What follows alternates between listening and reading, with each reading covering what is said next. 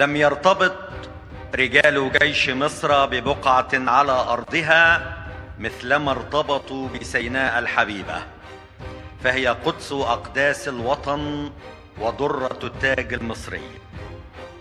وقد دارت على أرضها المباركة خلال السنوات العشر الماضية حرب ضروس خاضها رجال القوات المسلحة بالتعاون مع رجال الشرطة ضد أخطر العناصر والتنظيمات والجماعات الإرهابية تطرفا وإجراما.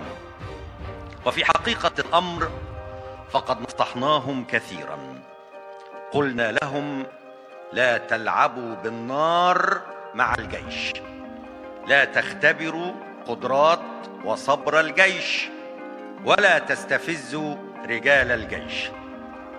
كما قالها رئيس مصر بملء فيه في رسالة شديدة الوضوح بعلم الوصول إلى كل من يهمه الأمر: لن نترك سيناء لأحد، إما أن تبقى سيناء مصرية خالصة، وإما أن نموت على أرضها. قد قالها الرئيس برؤية شخصية.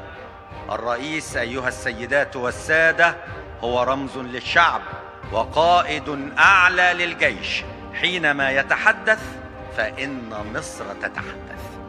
لكن للأسف يا سيادة الرئيس لم يفهموا الرسالة ولم يستمعوا إلى النصيحة، أخذتهم العزة بالإثم وظنوا أنهم مانعتهم جحورهم، فلم تغن عنهم شيئا. افخروا بجيشكم وارفعوا الرؤوس للسماء، فلديكم رجال حينما يزأرون فإن صدى صوت زئيرهم يزلزل الأرض.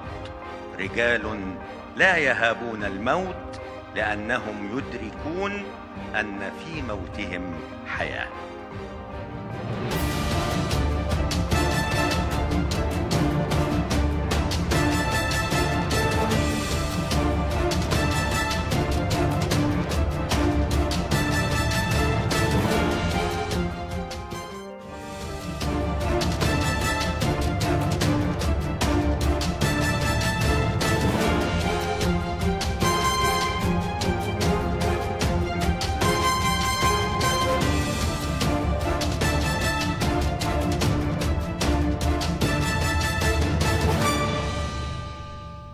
السلام عليكم.